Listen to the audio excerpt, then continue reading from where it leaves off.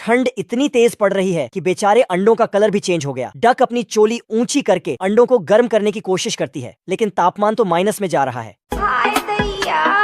इसीलिए वह अंडों को गर्म करने के लिए लालटेन के पास ले जाती है, लेकिन देखती है ये साले तो इतनी ठंड में भी मस्तियां कर रहे हैं। वह अपने अंडों को गर्म रखने के लिए पिछवाड़े को गर्म करने लगती है। वह अपनी तशरीफ अंडों के ऊपर रखने वाली थी, लेकिन डर के कारण सारे चूजे निकल जाते हैं। डक उन्हें लेकर पानी में जाती है, लेकिन यह एक चूजा अभी पूरा नहीं निकला है। वह उनके पीछे पानी में जाता है, लेकिन तब तक पानी बर्फ बन गया था। वह डबल से खुद को गर्म करने जाता है। इधर डक अपने बच्चों की गिनती कर रही थी, लेकिन साला एक कम निकल रहा था। चूजा घूमते घूमते एक भालू के पिछवाड़े के नीचे जाता है, लेकिन तभी एक भेड़िया जाकर लास्ट लगा देता है और चूजे को अपने साथ ले जाता। तभी डक आकर उससे छीन लेती है, लेकिन भेड़िया फिर से छीन लेता है। ऐसा दोनों करते रहते हैं, लेकिन डक के हाथ नकली अंडा। यह कुत्ता गिलहरा को मारने के लिए हथौड़ा मोड़कर खड़ा था। जैसे ही गिलहरा आता है, वह हथौड़ा छोड़ देता है। छोड़ो मुझे जाने दो मेरे संवरिया। कुत्ता गिलहरा के बिल में तोप चलाने लगता है, लेकिन साला गोला ही डालना भूल जाता है। वह उसे अपने पैर से अंदर डालता है, लेकिन उसका पैर फंस जाता है। वह फावड़ा लेकर उसके पीछे पड़ता है। तभी गिलहरा गाजर खाने लगता है, तो कुत्ता दिमाग लगाकर गाजर निकालकर मिर्च लगा देता है, लेकिन वो मिर्च को भी नहीं छोड़ता। नहीं सारुण के यहाँ कुछ तो गड़बड़ है। यह देखकर कुत्ता भी टेस्ट करने लगता है और उसी फावड़े के ऊपर गिर जाता है, जिससे उसके पिछवाड़े में छेद हो जाते हैं। पानी पीने जाता है तो पीछे से पानी निकलने लगता है। वह फिर से गिलहरा के पीछे पड़ता है। गिलहरा घर में जाता है और घास काटने वाली मशीन लेकर उसके पीछे पड़ जाता है। कुत्ता गेट लगाकर खुद को बचाने की कोशिश करता है, लेकिन मशीन गेट के साथ साथ उसको भी साफ कर देती है। रास्ता न होने की वजह से ये कुत्ता अपनी भेड़ को आदेश देता है, तो भेड़ उसके लिए रास्ता बनाना शुरू कर देती है। नदी को साफ कर देती है। बेचारे इनका तो घर ही उजड़ गया। वह अपने सोलर सिस्टम को पार करके गैलेक्सी छोड़कर एंड्रोमेडा पहुंच जाती है। यहाँ पर गायों का राज है। तो चलिए शुरू करते हैं। मैंने उसको इतना देखा। एक गाय दौड़ के सुट्टेबाज को बताती है इशारों से, लेकिन साले को कुछ समझ नहीं आ रहा। वह अपने गधे पर छलांग मारता है, लेकिन निशाना चूक गया। एंड्रोमेडा गैलेक्सी में ऐसा ही होता है। वह भेड़ को रुकने का आदेश देता है। दो नाल लेकर उस कुत्ते की खोपड़ी में लगा देता है और उसे अपनी नेतागिरी दिखाने लगता है। वह ऊपर एक पक्षी में धरता है, तो छोटा वाला कुत्ता भी एक गोली से काफी सारे निशाने लगा देता है। तो कलुआ एडम सिक्के को उछालकर निशाना लगाता है। जर्मन शेफर्ड पिटबुल को टेबल के बीच फंसाकर उसकी जीभ में बम लगा देता है। बेचारे को जीभ बाहर ले जानी पड़ती है। वह बेंच को खिसकाता है, तो जर्मन शेफर्ड गुदगुदी करने लगता है। अजीब जानवर है। तो बेचारे को बाहर जाकर अपने दांत निकालने पड़ते हैं, क्योंकि उसका मालिक जाग गया तो गड़बड़ हो जाएगी। बेचारा आकर जैसे ही अपनी तशरीफ रखता है, फिर से बाहर जाता है।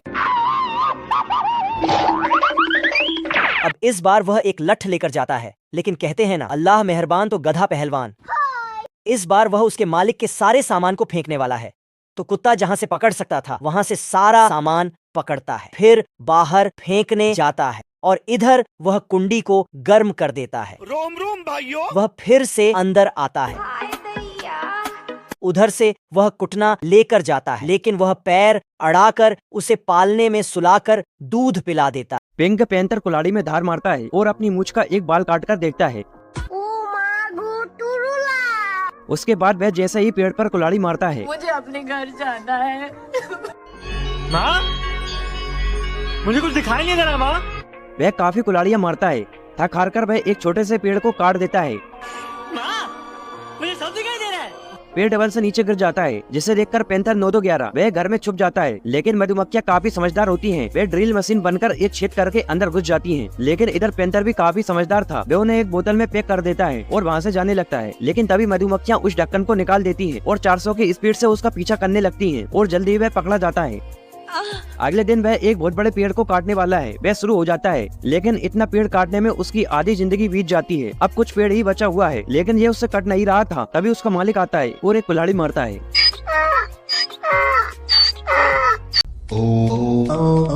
नन्ही डक कीड़े के पेट से पानी निकालती है। वह देखती है कि एक कछुआ उल्टा पड़ा हुआ है। दोनों मिलकर उसके खोल को सीधा कर देते हैं और फिर कछुआ उसके अंदर चला जाता है। यह एक अंडा होता है। वह उसे लेकर एक मुर्गी की चोली के नीचे देती है।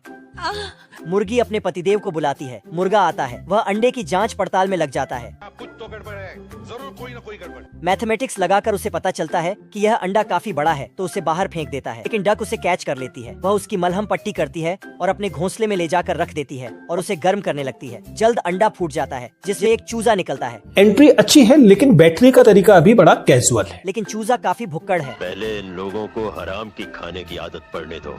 वह सारा खाना खा जाता है। मुर्गा उसे मारने के लिए पीछे पड़ जाता है। जीजा जी का होटल है। लेकिन डक उसे बचा लेती है और उसे अपने घोंसले में ले जाती है और फिर रोज उसके लिए खाना लाने लगती है। काफी मेहनत करती है। लोग हवा में गोली चलाते हैं, लेकिन यह चिमकांडी तो पानी में गोली चल रहा है और बगल में खरगोश गाजर की खुदाई कर रहा है। दरअसल पानी के उस तरफ छैया छैया गाना चल रहा था। डाकू डैम पर खड़े होकर देखता है, सारा डैम खाली पड़ा है क्योंकि साले खरगोश ने तो उसके पानी पर कब्जा कर लिया है। बहुत मजा आ रहा है यहाँ पे। और मजे से नाजायज पानी में डुबकियां मार रहा है। वह अपनी बड़ी सी टोप लेकर जाता है और उस बांध को फोड़ देता है। लेकिन आगे एक और है। हेलो बेबी, क्या कर रहे हो? वह उसे फोड़ता है, लेकिन ये साला खत्म होने का नाम नहीं ले रहे। लगता हजारों करोड़ डैम है। वह तोड़ते तोड़ते एक बड़े से बांध के पास पहुंचता है। अब तू गया बेटा, अब तू गया। देख तेरी औकात मैं दिखाता हूँ तुझे। बाप रे। ये उसकी औकात से बाहर है। साला नदी के अंदर जाकर तो चलाता है, लेकिन साले की बड़ी सी टोप भी छोटी पड़ गई है। टूटेगी कैसे? अंबुजा सीमेंट से जो बनी है। ये दीवार तो अंबुजा सीमेंट से बनी है शायद।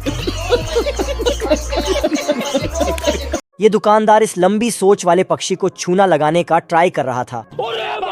वह उसे एक मंत्र बताता है और कहता है कि इससे यह पेड़ फटाक से काफी बड़ा हो जाता है। पप्पू उसके बहकावे में आकर बीज ले आता है और जमीन में गाड़ के मंत्र जंतर पढ़ने लगता है। लेकिन साला कुछ नहीं हो रहा था। वह काफी ट्राई करता है, तभी पेड़ अचानक से काफी बड़ा हो जाता है। नीचे से एक दरवाजा खुलता है। वह उसके अंदर जाता है। लिफ्ट चालू हो जाती है। वह गलत रास्ते से होते हुए टॉप पर पहुंच जाती है और फूल उसे लाइट की स्पीड से धकेलता है। वह सीधा एक ताले के अंदर घुस जाता है। बेचारे की चोंच चाबी बन गई। वह अपनी शक्तियों को गलत इस्तेमाल करके दरवाजे को तोड़कर अंदर जाता है। यहाँ पर एक चचा सो रहा था। वह उसे जगाने की कोशिश करता है।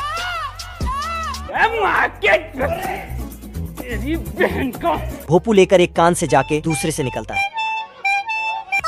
लेकिन सारा जाग नहीं रहा था। उसे दाल में कुछ सफेद दिखाई देता है। वह उसकी आंख में जाकर देखा है तो उसे पता चलता है कि यह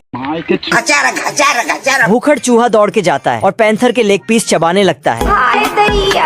पैंथर इसको मुट्ठी में बंद करके अभी बता है भाई। बिल में पेल देता है और बिल में लकड़ी का पाटा ठोंक देता है। मुझसे कोई स्मार्ट। पैंथर के बोर्ड एग्जाम आने वाले हैं। क्या बात कर रहे हैं? इसलिए साला बुक पढ़ रहा था। तभी बुक में इसको मछली का फोटो दिखता है। बवाल चीज है वे। ये तुरंत मछली के फोटो को काट लेता है और उसमें नमक मिर्चा लगाकर पैन में फ्राई करने लगता है। गजब। मछली की खुशबू से भूखड़ चूहा पाटा को ही तोड़ देता है।